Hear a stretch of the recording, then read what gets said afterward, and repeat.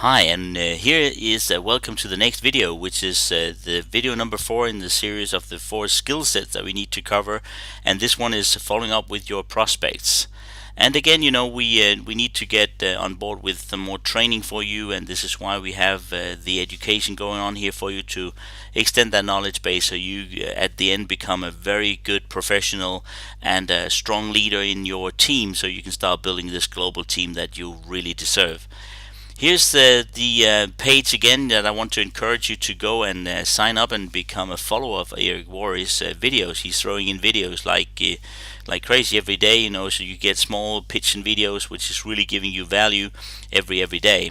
And again, these elements comes out of he finally put everything with all his 20 odd years experience. He put it all in a book, and it's now one of the best-selling books on Amazon. It went to the top of Amazon in a variety of categories within like 9 days. It's really extremely well-known book, and people love it out there in our profession. Okay, let's go over to Eric with the next one of the skill sets, which is a good go here. So listen in and enjoy. This next topic is going to be incredibly helpful for you because it's a topic that most people don't pay any attention to whatsoever. And the fortune is in the follow-up. Following up. You've created an exposure of some sort. Somebody was reviewing something, attended something, looked at something, and now you need to follow up. Follow up is simply doing what you said you'd do.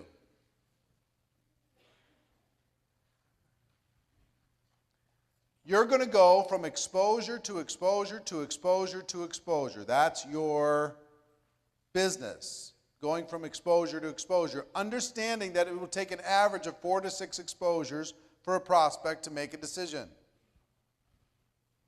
On average, 4 to 6. For everyone that takes 1 exposure, that means you're going to have some that take 12, 15 exposures. Some of the most powerful people in network marketing, they didn't join until they had 50 exposures. Took years before they finally pulled the trigger. That's the way it is. 4 to 6 exposures. What professionals learn to do is condense those exposures for better results. So instead of 1 exposure a week, they'll have somebody watch a DVD and then get on a 3-way call later that day and sample the product, and that night they get on a conference call, and the next day they check out the website, and after that they read the magazine, then they come to a little in-home meeting and they join. Whatever it happens to be, some little combination of those things. If we did a little survey in this room and you asked you what was your first exposure, second exposure, third exposure, every single one would be a slightly different path. Some of you were so ready. The worst thing that can happen to you, here's the worst thing that can happen to you in Las Vegas. You go to the table and you win the first time you come here. Worst thing that could happen, because now you're thinking you're going to win every time, right? So same thing is true in prospect. You go to that first person, you do 1 exposure, boom, they join. Or you joined after 1 exposure, so now you're expecting everybody else to do the same thing. And now when they don't, you're perpetually disappointed. What is the deal? Why don't they join? I don't understand.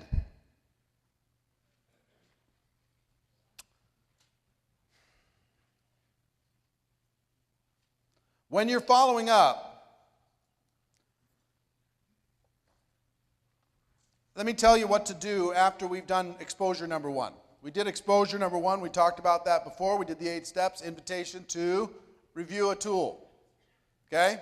Or whatever it is we asked them to do. Take some action.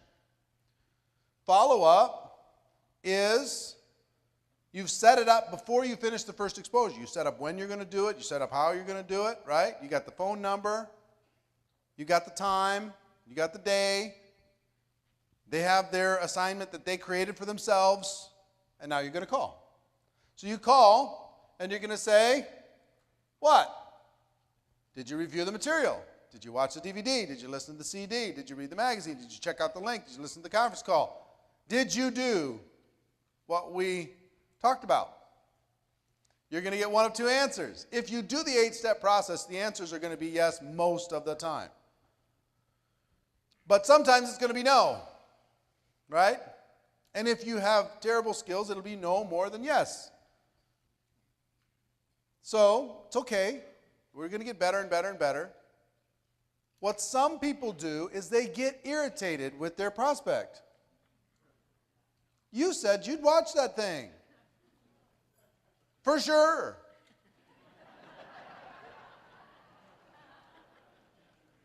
The heck, man? I can only work with people that I can respect, and if you don't do what you said you're going to do, I don't know if I can respect you. They don't say that, but that's the tone sometimes. Get irritated. Come on, you said you're going to do it, now I'm calling you and wasting my time. Best way to respond is no problem. No problem. I understand life gets in the way. When do you think you could see it? For sure, for sure. You think I'm kidding? I'm not kidding. Do I say two for sures? I do. When do you think you can see it for sure, for sure? They laugh. And they'll give you another time. You know, they say, oh, I wanted to, but life got in the way, and the kids had this thing, and somebody got sick, and I had overtime at work, and I really meant to, but I put it in the car, and I forgot it was in the car. Gosh, I'm sorry. Oh, no problem. Don't worry about it. When do you think you can see it for sure, for sure? Sometimes they'll say, yeah, maybe, I don't know, just, get back to me. They're vague. Here's what you do when they're vague. Listen, I don't want to waste your time. I don't want to waste my time. Just give me a time that you will have for sure seen it, and I don't care what that day is. Whatever that works for you. Yeah, I'm still, listen. Let's just be pros here. Which way you want to, either you're going to see it or you're not. If you're not going to see it, just say no, and then we can be done. No problem. So when do you think you see it for sure, for sure? They give you another date. So if I called you after that, you'll see it for sure, right? Yep. Same phone number? What time? All right, I got to go, bye. You reset the appointment and you're done. Keep moving. Okay? If they say yes, we're going to talk about that in a minute. But before we talk about that, I want to talk about questions and objections, because this is where questions and objections tend to show up. They'll show up in lots of different parts of the presentation, questions and objections, but they tend to show up here. You ask somebody, did it make sense? What'd you like best? And they're like, and then the objection starts to show up. If you have a history that maybe isn't as stellar as you'd hope it would be, and some of the people that you're contacting know that, your objections will show up a little earlier. Objections are natural, first of all. Prospects want to sound smart. The reason they bring them up is they want to sound intelligent. It has very little to do with the actual concern. They just finished eating McDonald's, but they'll ask you, what are the ingredients in this product? They'll want to know. Do they really care? No, they're just, I need to say something to sound smart. Now, you can react either defensively or offensively, and both are wrong. If you act defensive, well, hey, these have been tested by everybody, and that'll throw up red flags and it'll give them some cause for concern. If you act offensively and you come charging right back at them, that'll be a problem too. Some people have these fancy little approaches. Is this one of those pyramid things? Oh, you mean pyramid? Like every corporation in the world? Is that what you mean?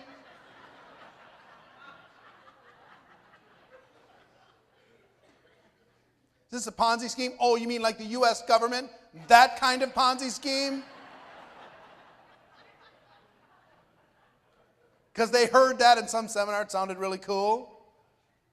So they decide that they're going to be offensive and just, Person says, I'm not sure if I have the time. Oh, stop it. Are you watching television? Are you listening to the radio? You have all kinds of time. Show me your calendar. Knock it off. You think I'm joking. Some of you you're so filled up with your ambition that you can't help yourself. Because you've convinced yourself, everybody has time. You can't wait for the opportunity to pounce on them. So offensive is just as bad as defensive. What you need to do is act as a consultant. You're going to ask some questions. You're going to guide them. What would a consultant do if you were not going to be their upline? Okay? If they were going to join another company and they were asking some questions, how would you respond? You'd say, well, don't do it, he says. Don't do it. Come with my company. No, how would you respond? You'd say, well, what are you looking for? Are you passionate about this? How could this help you? Is this really an objection for you? Really? Is it something that you think you can get past? How could you do it? Act as a consultant to help a person get a result. That's what the professionals do. Consultants aren't acting defensively because they're trying to help somebody get a result. They're not acting offensively because they're trying to help somebody get a result. That's it. The goal is education and understanding. That's the goal. It's not about getting them. So when the objection comes up, just remember your goal. The goal is education and understanding. The best approach in all of these cases, and you're going to find all objections fall into just two categories. Two. Not 200, two. As far as I know. Maybe there's more, but I think there's two. The best approach is to relate to them. When you say to somebody, listen, I know, I understand, I felt it, I can totally understand that, that makes sense, that sounds smart, I looked at that too, I evaluated that too, let me tell you what I learned, let me tell you what I learned from other people, let me tell you what I heard, let me tell you what I experienced. Relating to them, letting them know that they're not crazy, that they're smart, that they're intelligent, that asking questions is a good good way to understand something and fully get your arms around it. Some of you get so frazzled with the objection that you stop relating to people. And you start either being defensive or offensive. Understand? Got it? All right, let's talk about the two categories.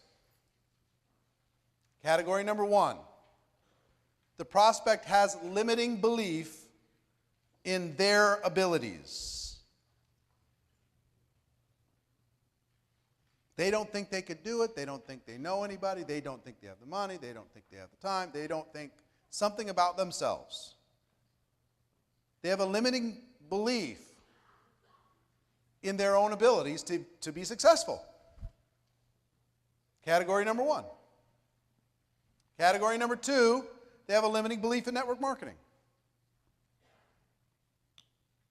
I don't think there's another category. There may be, but I don't think so. Give me an objection. Distrust?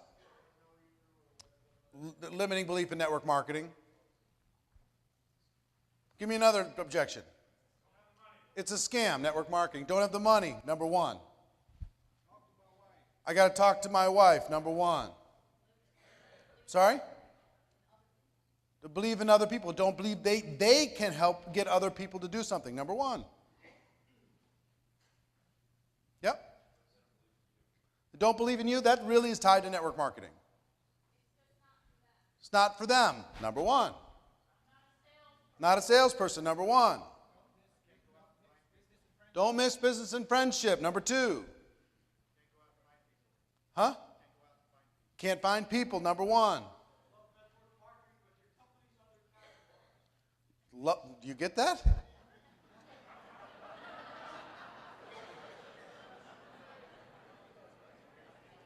I love network marketing, but your company's undercapitalized.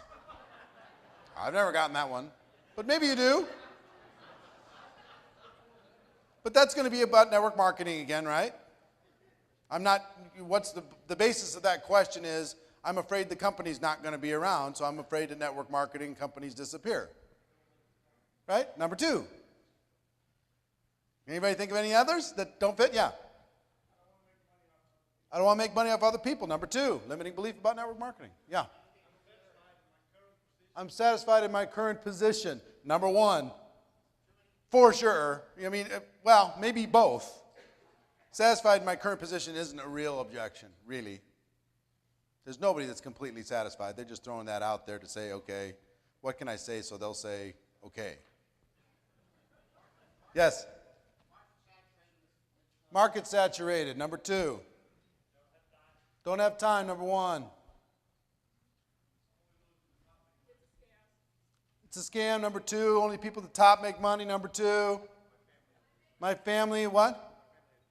My family disowned me. Number 2. Or number 1, too, also. I don't need the money. Baloney. All right, we got it, right? We got it. There's more objections, but there's only 2 categories. So you either have to help them with their limiting beliefs about their abilities or their limiting beliefs about network marketing. And in both cases, you're going to be asking some questions. You're going to be responding in a way with a goal of education and understanding, not about being smart, being right, sounding intelligent, being a big shot. You're acting as a consultant. That's what you do. It was interesting to me, and I'd never really gotten it down to these 2 categories till I wrote the book. I went, there's only 2. Really? And maybe a third will pop up at some point, but at this point, I think there's only 2. They have different faces. They appear to be different, but they're really not. So let's talk about number 1.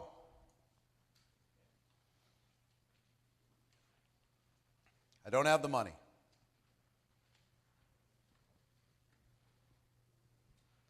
Best way I know is tell a story and ask a question. Tell a story, ask a question. Tell a story, ask a question. Tell a story, ask a question. To all of these, tell a story, ask a question. Okay? Adriana says, I just don't have the money right now. Look, Adriana, I understand. I get it. I didn't have, at the end of the month, I had too much month at the end of the money, no matter how much you're making. It's a struggle to pay the bills nowadays and, take care of everybody that needs taken care of and taking care of responsibilities, doing all that stuff. And when I looked at this, for me, I didn't know if it was responsible for me to scrape up another $500 or $1,000 in order to be able to start a business. But let me tell you what I realized, Adriana. I realized, looking at my life, if I didn't change, nothing was going to change. If I didn't do something different, I was going to look at the next 5 years just like I looked at the last 5 years. My life was going by, and I needed to do something in order to be able to create a better future for my family. So you know what I did? I found a way.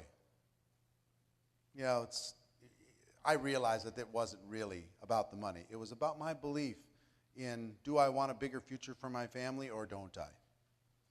And I decided I wanted a bigger future for my family. So let me ask you a question for you.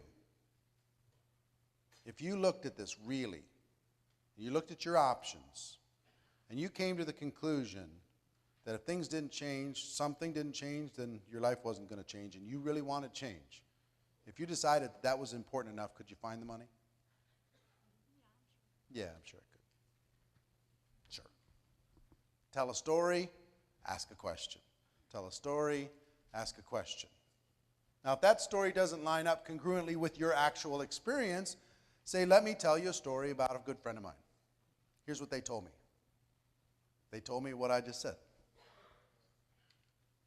And here's the question that they asked in their mind. And if you asked yourself that same question, what conclusion would you come to?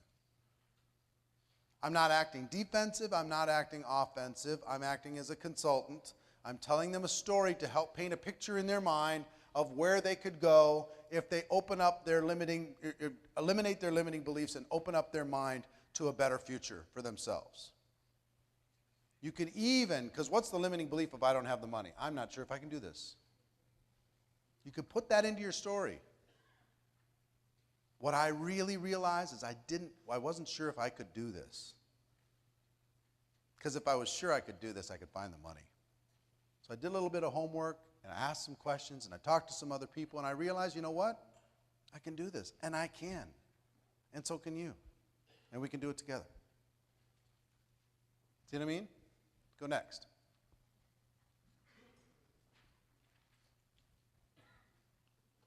I don't have the time.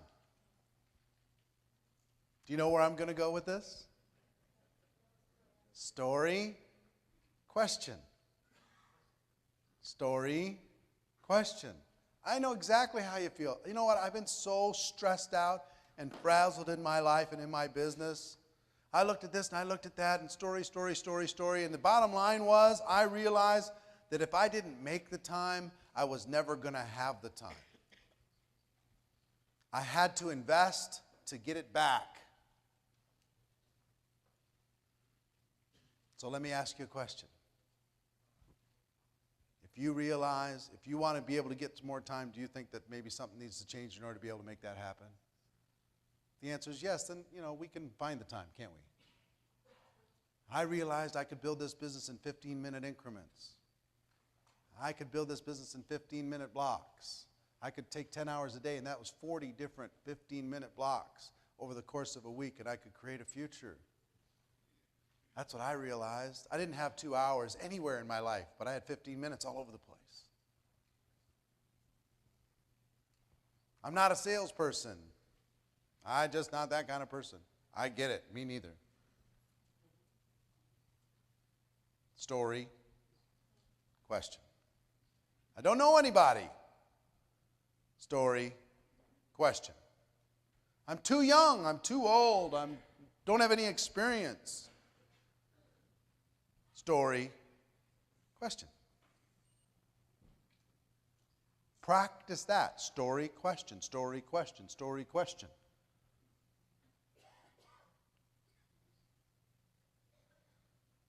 Avoid making people feel stupid in this process. You have that objection? Are you dumb or something? Relate to the person. Tell your story. Limiting belief in network marketing and tell other people's stories. Is this MLM? Is this one of those things? Is this a pyramid? Is it legal? I'm not interested in MLM. I don't want to bother my friends. How much are you making? You ever heard those before? A few times? Why do you hear them? You hear them for one of two reasons. They either have psychic damage, they've had some experience and it's been mentally damaging to them. They bought that lottery ticket, they've been there, they've done it. They still have, the stuff sitting in the kitchen closet. Or they're curious. And you can usually tell by how they ask the question. So, is this one of those, kind of like Amway, direct selling, Herbalife type of things? That's an okay, they're curious. Is this one of I've heard about these. Is this one of those things? Or is this MLM? Different question. Same question, completely different question. So you can tell if they ask with emotion or if they ask without emotion. They're just simply curious.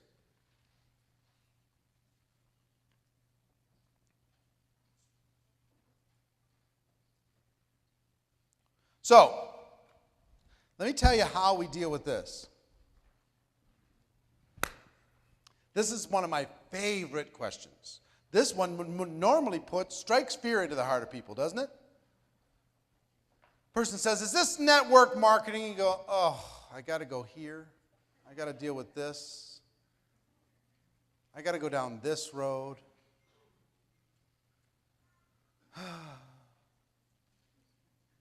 What do you mean by network marketing?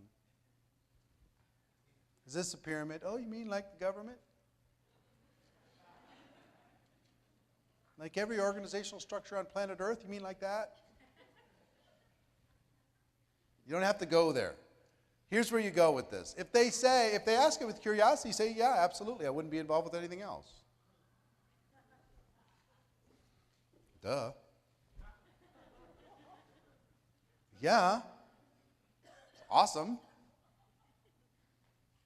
Or two, if they ask with emotion, here's what you do if they ask with emotion. I go to Mike. Hey, Mike, I got something, da-da-da-da-da. Give me the objection.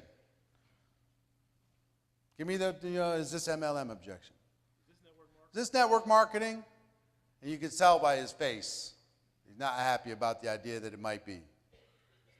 Is this network marketing? So here's how you answer that. You go, whoa, wait. You got a story. What happened? Tell me what happened. I got to hear the story. Was it you or was it somebody in your family? It was you? How long ago? 5 years ago. What happened? Did the company go out of business? What happened? Company went out of business. How'd that feel?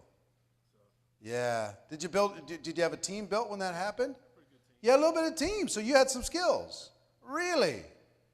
Wow. If they hadn't fallen apart, do you think you'd still be doing it? Absolutely. Interesting. So you took a step back because, kind of an emotional experience when a company went out of business. But companies go out of business in every profession, right? Every profession. Do you think it was network marketing that let you down, or do you think it was that company? The company, huh? So if you became comfortable that a company wasn't going to let you down, do you think you'd ever, once you got that seed of network marketing in you, I just found that, you're going to find another opportunity at some point in your life. You're going to do something. So do you think if you found a company that you believe in, do you think you can get your hopes up one more time? Possibly. Interesting. So we have isn't that a fun conversation? It's a fun conversation. How many people have been involved in network marketing before and swore off, never again? Never, ever, ever. This gentleman. What's your name, sir? Yuli. Yep. Hi, Yuli. Glad to meet you. How are you? Great. So there was a time when you were not happy about network marketing. That is correct. Right. How long was that ago? 3 years ago. 3 years ago. So if I contact you and say, hey, I've got something I respect you, I don't have a lot of time, but I found something I'm really interested in, and before I can get it out of my mouth, you say, no. What do you say? You ask the question. Is this another network marketing company? I say, wait, Yuli, wait. You have a story. What happened? What happened? What was it you or somebody else that you know that was involved? It was me. It was you? And some other people? And what happened? How long were you involved? A year. And did you have a little team built? Not really. So you were involved for a year, and what was discouraging about it? What didn't you like about it? Well, it basically came down to me, and it was a combination of both. Myself not being committed. Yeah? It was a combination of you not being committed. What else? As well as the corporate had some hanky-panky going on. Yeah, so the company had some hanky-panky going on.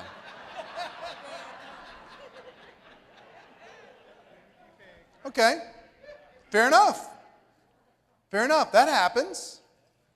So one day you just said, you know what? What was the thing that broke the camel's back? Was it you saying, you know what, I'm not giving it, or you just losing your belief in the company, so you just said, I can't promote something I don't believe in? It was a combination of both. Combination of both. It wasn't quite ready for that yet. Wasn't quite ready. Was there something that happened? Was there a day, was there a moment that you just said, okay, it's over? Or did you just fade? I think I faded. Faded? Yeah. Happens with a lot of people. And it's okay to lose the faith. In that particular instance, I wasn't exactly destitute. You weren't destitute. You had other things you could do. You see over the company. Yeah. So you had other options. You could do other things. So let me ask you, if there was a way that you could see yourself being really committed to it, number one, if you believed in it, and you also believed in the company, that they were going to do things right. I'm all in. What do you think? Do you think that you would ever open up your mind to considering it again? I'm a different person. I'm a different person now. See, it started with, don't start with me. And this was a real story. And all of you have real stories. Here's what I know about somebody that's been involved in network marketing. They're going to get involved again. For sure. For sure. They might have their feelings hurt for a little while, but then they're going to get over it. Somebody's going to approach them at the right place at the right time, and they're going to say, you know what? I have unfinished business in network marketing. I need to go finish what I started. It's like they were infected with the MLM virus. And they can never quite do a blood transfusion to get it all out of the system. It might be deep down there, maybe way down there. They might have to have some help to see, some timing and positioning, and luck might trigger their imagination. But if they've been in once, they've been bit by the bug, they're coming again. It's so fun.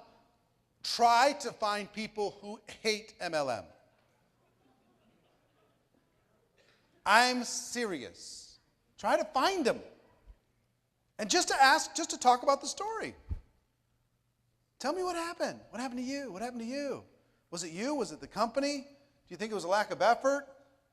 I've heard all the stories. Well, my upline, they made me do all this stuff, and they just, I felt like I drank the Kool-Aid and it was too much, and I got uncomfortable, and they were pushing me around and telling me what I should or shouldn't do. So was it network marketing that did that, or do you think it was you got involved with some bad people? I got involved with some bad people. They won't blame network marketing by the time they'll blame a company that was run irresponsibly. They'll blame Hanky Panky, as he said. They'll blame the product that maybe wasn't up to market standards. They'll blame their upline that abused their trust.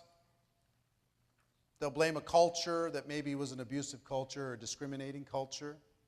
They'll blame those things. But then they'll come back and say, it really wasn't network marketing. But when I express a genuine curiosity to their story, they love to tell their story because they don't get to tell it. They love to tell it. So fun. See if you can find somebody that hates this. Yeah? You like it? Cool. So for every one of these questions, and go back.